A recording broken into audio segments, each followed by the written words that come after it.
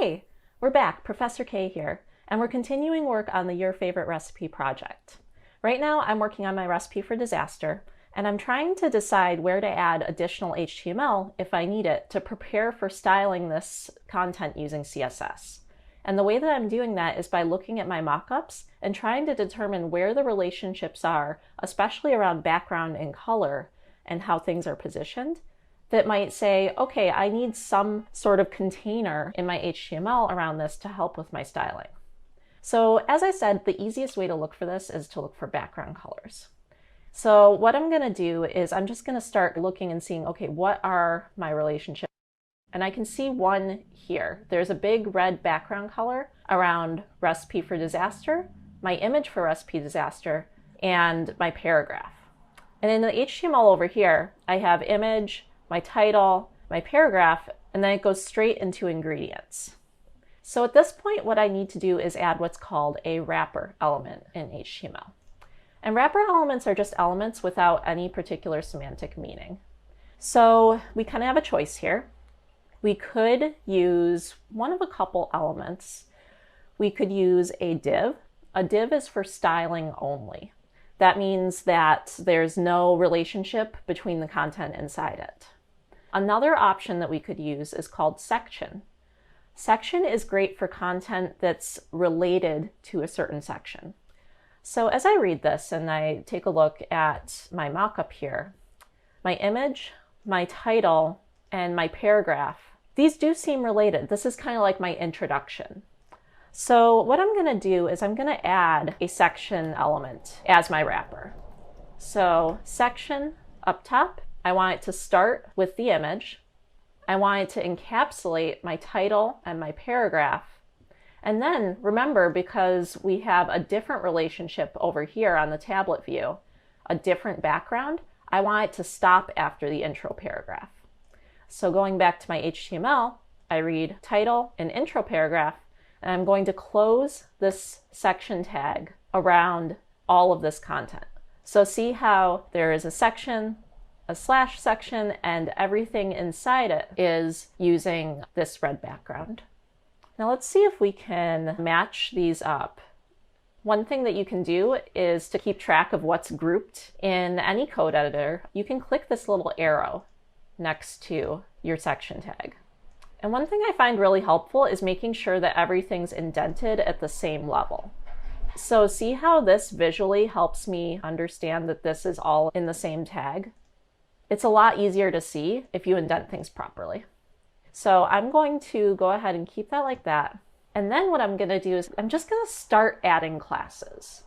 So this whole page is a recipe. And you should know from our class naming video that we want to name our classes in a way that will be easy to understand when we write our CSS. Easy for another developer to read and see what everything means. So I'm just going to add a body class of recipe to start. Body will have what this page is about. And then under section, I'm going to add a class of recipe-intro. That helps me know that when we go to style this, we're intending to style the recipe intro.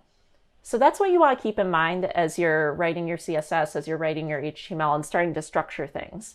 Will it be easy for me to understand this and style it? And even remember how my styles apply when I go to edit this later or try and troubleshoot a bug. So let's quickly go through and identify some of the other big relationships in our mockup, starting with the desktop first because it's the most complicated. We just did this top intro relationship. The next relationship I see based on the background color is one between ingredients and the end of ingredients. So what do we have here? We want a wrapper of some sort around the ingredients title and the end of the ingredients list. And in our HTML, we can identify that as the ingredients title and the ingredients list, this UL. Here, because the content is related, again, I'm going to choose a section tag. So section, I'm going to cut the last section ending tag out and then back up and just end the section after this end UL tag, after the end of the ingredients list. And again, thinking about our class naming, let's do class equals recipe, always prepending with whatever the main component or the main content meaning is. and then dash, and we're just going to call this recipe ingredients. Easy peasy, right? Makes sense. The next relationship I see is between the directions title, and you're starting to get the feeling this, right? You're starting to get the pattern, and the end of enjoy. So if I look in my HTML, I can see here is my directions title, here is my ordered list of directions, and if I go all the way and I'm just kind of looking for that end ordered list tag, here it is. Enjoy is inside that ordered list. So here, after this end of the ordered list, end here, we're going to add our wrapper HTML. And taking a look at our content, directions, and the ordered list of directions, this is all semantically related. So again, we're going to stick with the section tag.